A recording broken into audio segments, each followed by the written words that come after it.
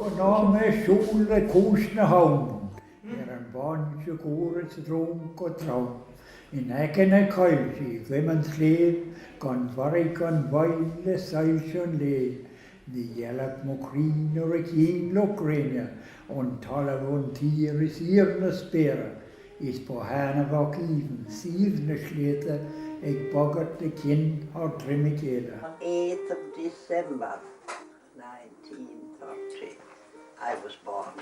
What was Mountshannon like? It was, sure, you could say, a poor enough little village. There wasn't anything very exciting about it. And everyone on a Sunday when we were coming home from Mass, all had big to do at the beech tree, chat away for what you had seen during the week or what you had done or was going to do. So there was a lot of kind of community. And it made a huge difference because you weren't ever kind of isolated.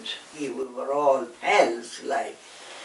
And it was very important to have that kind of, as I say, community. Originally I came from Keldra, within 2 miles of Scarrett. So there I came. And I went up to an uncle of mine in Kilnana. My mother came from Kilnana.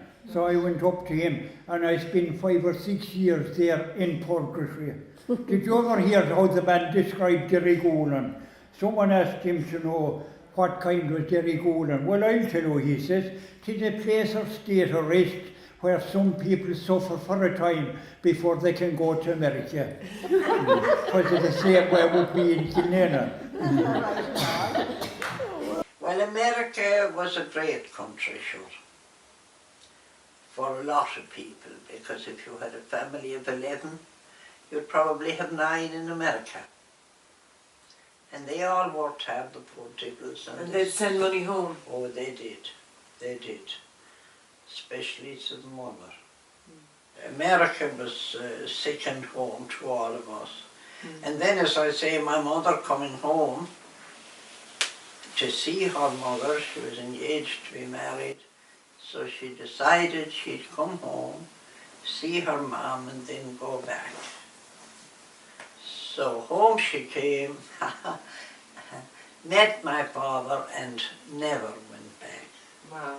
So we were very happy about that too, of course. The old people were great to trace, like. Yes. But there was a lot of things that they traced about your way as well, because they give it here and there. Because even there during the Civil War, there was a lot of people that weren't talking to each other, and that was the worst bit of history we had, the Civil War, because brother fought against brother at that time. I'm sure there are certain places if we're walking around, if we walk into what they call the hungry grasta. You could be after eating the dinner and you'd fall down with the hunger except you had something, because a lot of them that's travelling the mountain after cattle or anything, they'd bring a bit of bread in their pocket. But I was asking that man, Linehan, so he came in to me there one time, where he said the explanation, it was someone that died there with the hunger, he said. That was his explanation. Married at all, you said. Yes. They died outside. Yeah. I was nursing inside in Cahercalla. Oh, yeah. And this evening, this woman, she had been in and she sent her nephew up and to ask me would I mind going out with him that evening, the innocence of the world then, going out with him that evening for a spin. That was on a Friday evening, and on a Tuesday evening he asked me to marry him. Wow.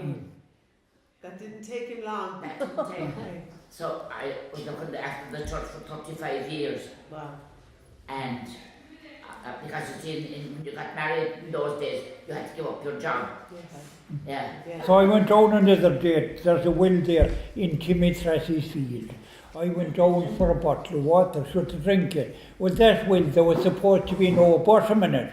But I suppose I went too far, and didn't I slip into the well? And I turned upside down and came up out of it. I found out that there was a bottom in it anyway at that time. My God. Thank God. My job was to bring up the tea, tea.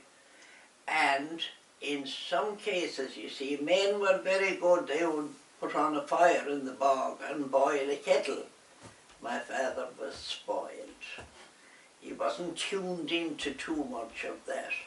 So I would go with my little bag on my back and the tea and all made, and the amount of sugar that he liked, and not everyone took sugar either, but I would bring my father's. I loved him to bits, and of course I got away with all kinds of things. I went to Cullenbridge School, and at that time, I suppose, times wasn't great. I used to go to the creamery with an S in car at that time at about 9 years, and come back and get ready and go to school at that time. Yeah. Just yourself? Yes, yes. Thereabouts, so we done a lot of damage in them times. We were there one day at the school. I suppose the master was gone anyway, and Mrs. Cunningham was in it.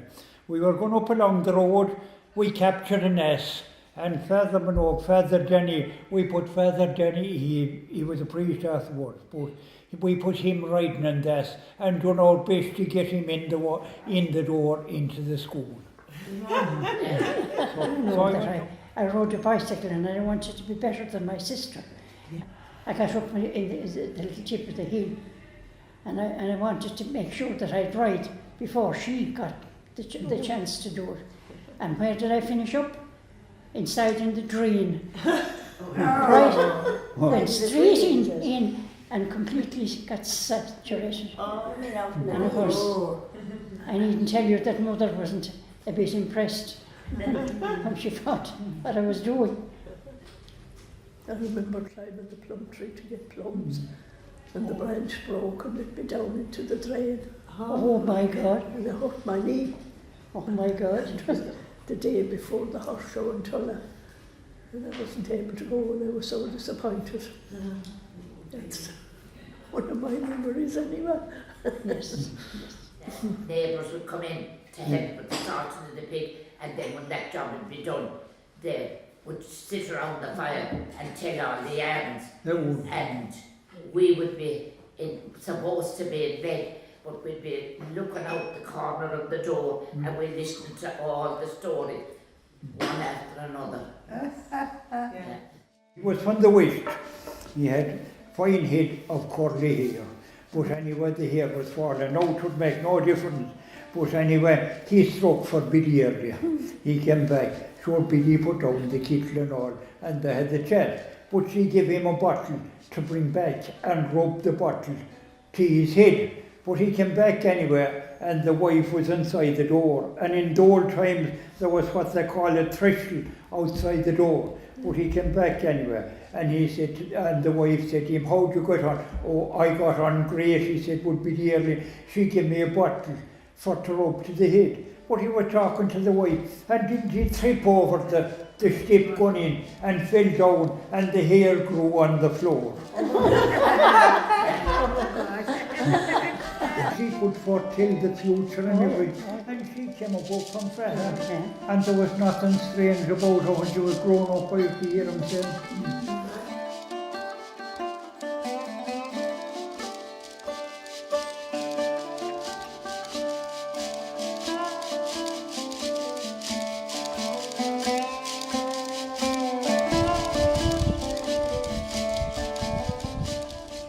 And I'll give up Brian Burrows March, now where he is.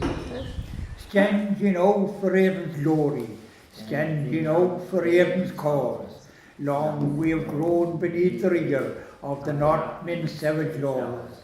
What though brothers league against us, what though myriads be the foe, victory will be more honoured in the myriads overthrow.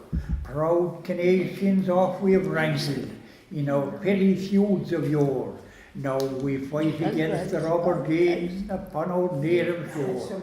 May our hearts unite in friendship as our blood in one red tide, while we crush their mail-clad legions and annihilate their pride.